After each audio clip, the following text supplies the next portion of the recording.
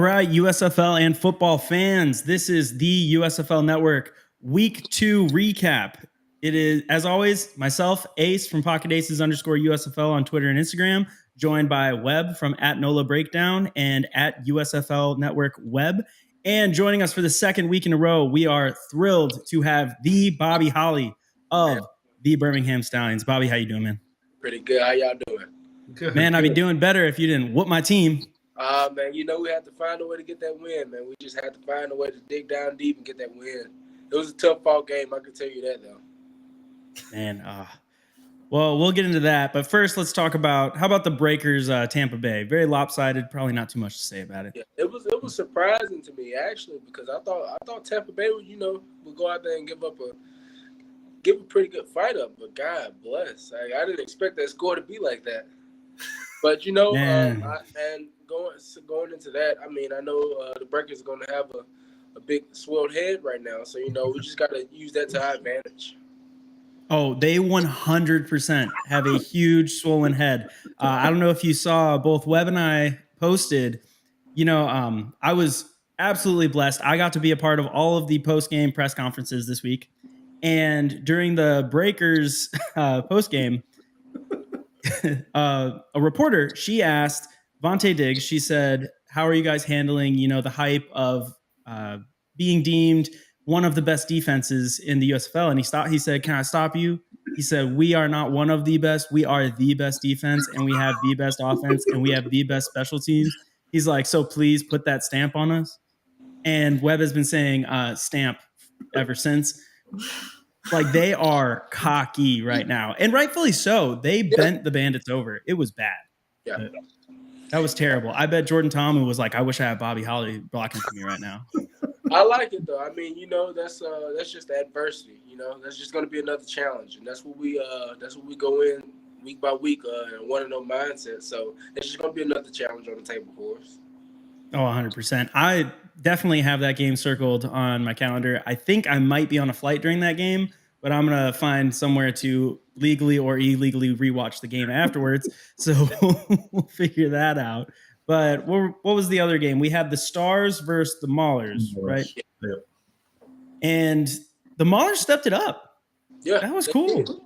I mean, they have a really good run game, and that's the best thing. I love their run game. They really do. I mean, they have basically two Bobbies back there. They have two big running backs. Maverick and I were watching that game. We looked it up. Each one of them is 6'1", 220. That's ridiculous for both the running backs in the backfield. They don't have a scat back. They don't have a shifty little maybe slot guy. It is two ground and pound. Yeah. They're going to hit you in the face. Down the hill. That was wild. Webb, what did you see? Well, with the Maulers, they actually showed that they had a pulse, and after Pizzagate and everything, it was good to see that they actually challenged the Stars, who are kind of explosive. The Stars are an explosive offensive team, so and then going back to the Breakers, I'm excited for Bobby Holly going against the Breakers, man. I'm so excited, man, because that defense likes to hit, and they like to talk, and they're the loudest team, it seems like. So I'm excited. That's the thing about me. I love it. I love the talk. I love the trash talk. But I mean, at the end of the day, you got to what happens between the lines will tell it all. Yeah, bro, Webb, watch what you say, man. I said that last week. Look where I am now. Oh my gosh. Well, every time Bobby's on TV, I'm like, follow that line. Bobby goes to the left. I see the running back following Bobby. I'm like, you just got to follow number 44. That's all you got to do. Right on the touchdown, too. CJ Marable did that. Yeah. Gosh. Great play. Oh, my gosh. It's a great play design. Well, I wrote an article saying that, are you guys the sweetheart team of the league, man? You guys just come through any kind of adversity at all, and you just rise up. And, like, every game it seems like, oh, there it goes. They're about to lose. And then you guys find a way, man. It's a different way, too. And I know it's only been 2 weeks, but, like, you get the biggest atmosphere. Like, and it seems like you guys are going to be on late on, like, Saturday nights now. Yeah. Which is cool. And you're the hometown team, so. And then we pride ourselves on being the second half team. Like, I know it's a lot. We start off slow. I know we always say we got to start fast, finish fast, but it doesn't always work out like that. I know we started off slow that first half, but we're a second half team. We know what we have to get done on those last 30 minutes. So And each and every 2 quarters, we're coming out doing what we have to do, finding a way to win that game. Well, I'm absolutely excited to talk about that game. But we have one more game to talk about. Michigan Panthers, New Jersey Generals. Yeah. Bobby, do you think the Panthers are the worst team in this league?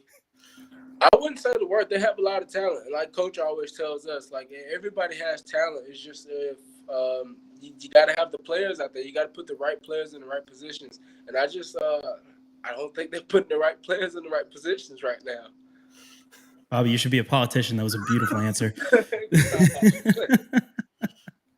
I think they definitely do have the talent. Like you're saying, they're not making the right play calls. When your offensive line is giving your quarterback less than a second every single play, the fact that you're still running posts and corners and not just trying to get anything underneath to open it up, it doesn't make a lot of sense. But the Generals do look good. I think people are starting to figure out their 2 quarterback system. I think the only reason they put up the numbers they did week 1 is because it was week 1. I think if you guys played them again now, it's a completely different game. I honestly do. I think talking to some of the defensive players after the game, they just didn't really game plan for that. You know, they didn't go in thinking that he was going to be out there just running the ball left and right. So, but in the future, we're gonna have everything wrapped up. Oh my gosh, and he's so fast. DeAndre Johnson, did you know he ran a 4.37 40? I did not know that. Yeah, so did TJ Logan, and he's like, everybody's deeming him the speedster of the league, and he ran the same 40 as DeAndre Johnson, and that is absolutely insane because he's at quarterback. So it makes sense when you don't have film, when it's the first week, you have chemistry. Like, obviously you guys have chemistry, but it's just 2 weeks of practicing, and then a guy comes out and runs a 4.37 40 at quarterback. You can't really game plan against it. It's gonna work a couple times, but I think if you guys did play them again, say latter half of the season, I think Stallions come up much higher on top in that game. You guys only play them once this season, I believe, because they are North. Yeah, I think so. So the only way you could see them is in the championship again. And no offense, but I hope you don't, because I want the Gamblers there. Man, that's been our thing since we started this season. We're all about. I mean, it's a week by week concept. It's a 1-0 mindset, but ultimately, we're trying to get to that championship. Okay, well, want to know mindset. You are 2-0 though, because you went in and you just put it to my Houston Gamblers. Bobby, tell us about that game. It was amazing. I mean, it was high energy, like both sides of the ball, just playing as hard as they could. Our defense stepped up in big times, and our offense made the plays in the end that we needed. And like I said, special teams, we had an awesome day on special teams. So if you can account for all those 3 aspects of the game, then you're usually going to come out with that dub at the end. And it was just great. It was really great on both sides of the ball. It was ridiculous. Webb, what you got? Well, I thought the craziest thing was, so you guys made Thorson look kind of average all day, and then all of a sudden he scrambles and hits that long pass. I was like, what? It just seems like every game that you guys are in, it is a heavyweight fight. It just like I'll punch you and then you punch me, and then it just go. You guys are fun to watch, man. You guys are in every game. That's what I tell a lot of people. It's like, yeah, you're always gonna love the blowouts. You know, that's easy. But I like a hard fought game. I like to see who got some grit about them. You know, so who's just gonna back into a corner, you're gonna fight back. Those are the type of games I like. Well, I also think it helps you in the long run because you guys are figuring out ways to win, different ways to win. Right. And that will help you in go to Canton. If you guys make it to Canton, man, that's going to be invaluable. So I saw you lead block on the touchdown, man. I saw it too. The announcer called you an offensive lineman, I think. I'll take that title though. I'll take that title. Me and J-Mar, we finished eating lunch with the O-line today. They kind of took me in under the wing, and I'll take that title. I'll be running back / tight end / fullback / offense. I'll be it all. You play like it, man. You can really line up anywhere and make it an impact. It's amazing. It's awesome, and it shows. You know, there was a lot of talk about grit and toughness this week with Brian Scott being hurt, Kyle Sloter being hurt, playing through it. But you play all these different positions. You go in there. You're just a utility player. Put me in, coach. I'll do it no matter what. And it's awesome. I think that shows a tremendous amount of grit. And, I mean, I just rewatched the highlights a little bit ago. And every play you're in, you're going 100 mile an hour, and you're hitting someone. And it's awesome. It's so cool. Oh, my gosh. Why aren't you a gambler? But I got one question for Bobby. Did you find a truck to pull yet in I Birmingham? haven't found one yet. I know one of my teammates got one. I know they'll let me. They'll just have to pull up to the apartment complex, and I'll take it around the block a few times. so I know one of those linemen drives an F-150. I know they do. They all do. They have to. They don't fit. I drive a little Kia. They don't fit in my car. No, they definitely don't. I got a best friend played left tackle at Charlton. He doesn't fit in my car. It's insane. Yeah, I'm working on that. I'm still working on that though. F-250. I thought it was 250. Oh, 250. Yeah, that's right. You got to step it up. Yeah. Got to step it up, man. That's a little generous. I just didn't know if they were, shoveling out the extra dough to get a 250. I figured it was more likely they have an F-150, but you'll pull whatever comes your way. But Bobby, I do have a question that's been killing me. When you were playing in the game, you took on a bunch of different gamblers on the defense. Who hit the hardest? Which one rang your bell and got you the most hype? Well, seriously, I have to say Victor. Really? He brought a little thump, because me and him, we had a few words, but it's all in between the lines, But just coming off the edge, he the one that gave me a good little stalemate. Man, I'm gonna have to go rewatch and see that play. I don't remember that specifically. That's awesome. I don't like getting held up much, but he brought a little power behind him. So I mean, you can do nothing but respect that. I love it. But Bobby, the Bald Assassins, how's your roommate doing? How's Jamar feeling? Is he just on top of the world? Man, he's doing great, man. Like I told him, man, like we in this together. We all the whole team. We're in this together, and his success is our success, and our success is his success. So right now he's out. Right now, I don't know what he's doing, but he's out right now. But like me and him ride together every morning. We just vibe out to some old school music. We in high spirits. It's a great time because ultimately we're just having fun. Like we're back to what we love doing. That's awesome. He always is out whenever we're on. He's like, "Oh, USFL Network. I forgot. I'm getting dinner." No, I'm just kidding. I gotta get on him. I was watching, and I was sitting there watching the game, and I was thinking, I was like, "Is this guy gonna take offensive player of the week again?" Yeah. He looks great, and you can say it's because you and him played for Coach Holtz in college. You knew the system a little more, so it probably feels a little bit more like than just 2 weeks of training camp. Right. But he looks good. He's poised. He's making good decisions. Even Coach Holtz pointed out in the press conference that he came out and he threw a little more inaccurate than he normally would at the beginning. Right. But at the end, I didn't see any of that. All I saw was him beating the gamblers, and it was ridiculous. But it's awesome. You guys are fun to watch, and I'm glad that people in Birmingham are coming out, watching your games, supporting y'all. People were tweeting and joking. They're like, I'm 95% sure that they're feeding crowd noise into these games. And then when you watch the Stallions, you're 100% sure that it is the actual crowd that you're hearing because there's a good amount of people. I've been hearing every team just can't wait to play us just because, we'll actually get a crowd out there. I'm like, man, at the end of the day, like whether we have the crowd or not, we just trying to get out there and get that W. They can feed the crowd noise in there, or they can play rock music the whole time for all I care. Just whatever gets me going. I would love if they played rock music. Bobby, you said you guys are listening to old school music on the way to practice. Yeah. What songs are you guys listening to? Man, we'll listen to some Tim's, some Marvin Gaye. God bless them. Old school. Okay. we go old school. I got my old school playlist. I'll have to play it for y'all one of these days.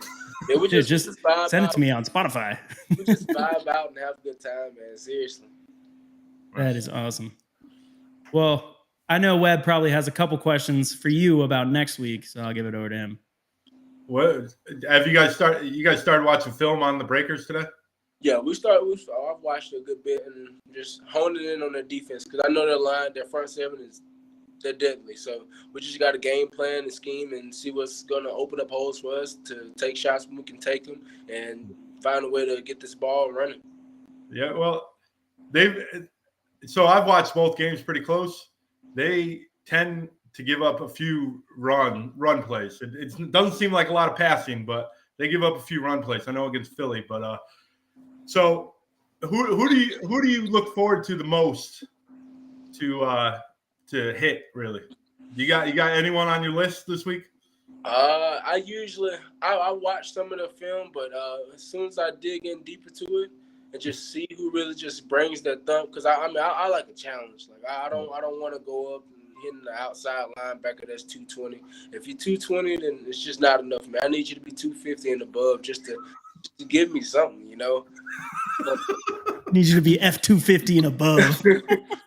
But yeah, I'm gonna look more into it. But it's just like I said, I like to hit everybody. So whoever steps across that ball for me, that's what I'm gonna be like hitting the most right now. There you go. Well, I know they got Davin Bellamy mic'd up, and I'm excited if you get a thump with him that we're gonna get to hear that like live action. They're gonna replay, and you're gonna hear a huge thump on that mic. Maybe he'll break it. Who knows? And then I don't have to hear him talk anymore about how he's the best defense. I love it. I love it because, like I said, I think last week the Gamblers, I just heard something on them. They said that they were the best defense in the USFL. Like that's fine, but until you get between those lines and play that game, it's not much talking can do. There you go. Another thing is, how's Skip Holtz? So now you're getting kind of like national attention. How's Skip Holtz taking this so far? He's loving it. Like him and Jamar, they do a lot together. They do a lot in the community, and it's a great time. He's loving it though. Like he said, this is his first professional team, and for us to be able to get out there and get him his first 2 professional wins, it's not a better feeling.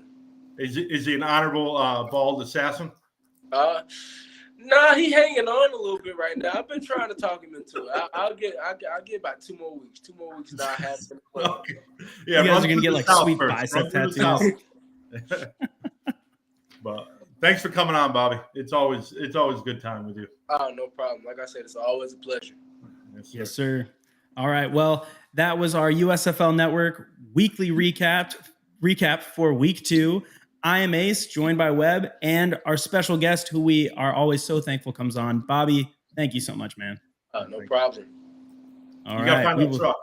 You gotta find that truck. I'm gonna be working on that. I'll try to find it by tonight. There you go. All right. Y'all have a great night.